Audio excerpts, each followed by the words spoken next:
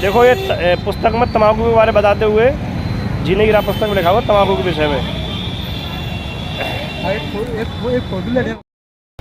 ये जीने की राह पुस्तक है, इसके अंदर तम्बाकू के बारे में, उत्पत्ति के बारे में बताइए। उसकी उत्पत्ति कथा, एक ऋषि तथा एक राजा साधु थे। एक दिन राजा की रानी ने अपनी बहन ऋषि की पत्नी के साथ संदेश भेजा कि पूरा परिवार हमारे भोजन करने के लिए आए और आपसे मिलना भी चाहती हूँ, बहुत याद आ रही है। अपनी बहन का संदेश ऋषि की पत्नी ने अपने पति को समझाया किया कि ऋषि जी कहा कि साधु से दोस्ती अच्छी नहीं होती। मेरी बहन वैभव का जीवन जी रही है। राजा को धन तथा राजा की शक्ति का अहंकार होता है। वे अपनी बेइज्जती करने के लिए बुला रहे हैं, क्योंकि फिर हमें भी कहना पड़ेगा कि आप हमारे भोजन के लिए आना। हम उस जैसी भोजन व्यवस्था जंगल में नहीं कर पाएंगे। ये सब साधु जी का षड्यंत्र है। आपके सामने अपने को महान तथा मुझे गरीब सिद्ध करना चाहता है। आप ये विचार त्याग दें, हमारे न जाने में हित है। परंतु ऋषि की पत्नी मानी। ऋषि तथा उसका परिवार राजा और मेहमान के बनकर चले गए। रानी ने बहुमूल्य आभूषण पहन रखे थे। बहुमूल्य वस्त्र पहने हुए ऋषि की पत्नी गले में राम नाम जपने वाली माला तथा सामान्य वस्त्र सादगी वाले, जिसे देखकर दरबार के कर्मचारी अधिकारी मुस्कुरा रहे थे। यह है राजा का साधु। कहाँ से भोजा के कर्मचारी मुस्कुराए थे, कहाँ से बोझ, कहाँ का तेलू, कहाँ राजा बोझ, कहाँ तेली। यह चर्चा ऋषि परिवार सुन रहा था। भोजन करने के पता ऋषि की पत्नी ने कहा, ऋषि पत्नी ने भी कहा कि आप हमारे यहाँ भी एक दिन के लिए भोजन आइए। निश्चित दिन को राजा हजारों सैनिक के साथ आसानी लेकर साधु ऋषि जी के कुटी में पहुँचा। ऋषि ने स्वर्ग लोक से राजा इंद्र से निवेदन करके कामधेनु सर्वकामना यानी इच्छा पूर्ति करने वाली गाय, जिसकी उपस्थिति में खाने की किसी पदार्थ की कामना करने से मिल जा सकता है, यह पौराणिक मान्यता है, मांगी। जिसके बदले में ऋषि जी ने अपने पुण्य कर्म संकल्प किए थे। इंद्रदेव ने एक कामधेनु तथा एक लंबा चौड़ा तंबू टेंट भेजा और कुछ सेवादार भेजे। टेंट के अंदर गाय को छोड़ दिया। ऋषि परिवार ने गौ माता की आरती उतारी, अपनी मनोकामना बताई। उसी समय 56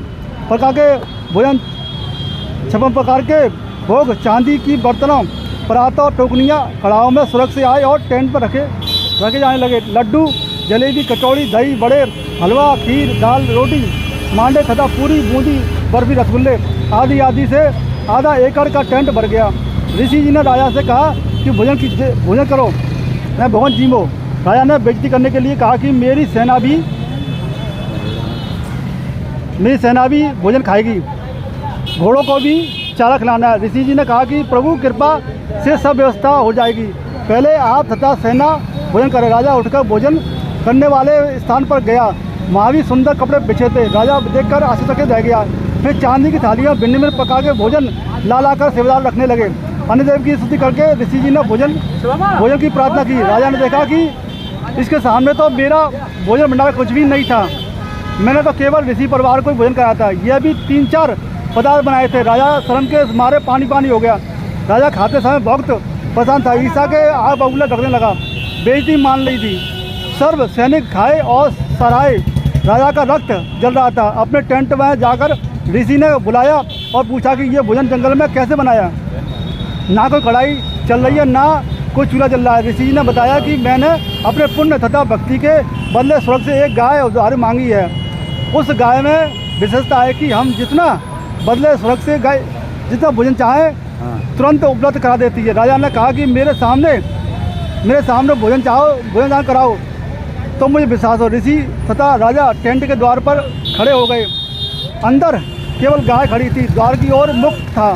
टेंट खाली था, क्योंकि सबके सामने भोजन खा लिया था। शेष बचा सामान तथा सेवक ने ले जा चुके। गाय को ऋषि जी के अनुमति का इंतजार था। राजा ने कहा कि ऋषि जी, यह गाय मुझे दे दो, मेरे पास बहुत बड़ी सेना है, उसका भोजन इससे बनवा लूँगा, तेरे लिए काम की है।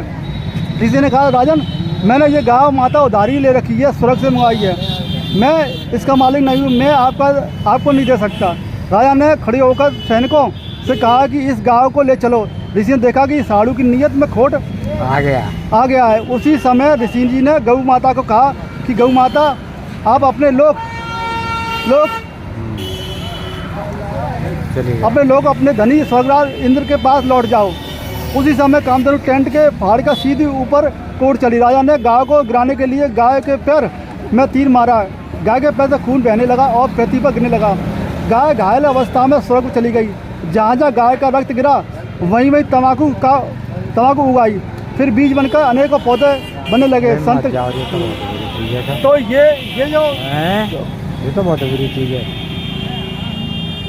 वो पता चल गया गाय के तम्बाकू की उत्पत्ति तम्बाकू, कैसे गाय के खून से हुई है तम्बाकू की उत्पत्ति। देखो तम्बाकू जो शब्द है ना, ये भी खूह का नाम का तमा नाम गाय, सौबा सौगंध ऐसे ना पिए खाए, यानी कि ये तम्बाकू शब्द ही है, गाय के नाम से रहे।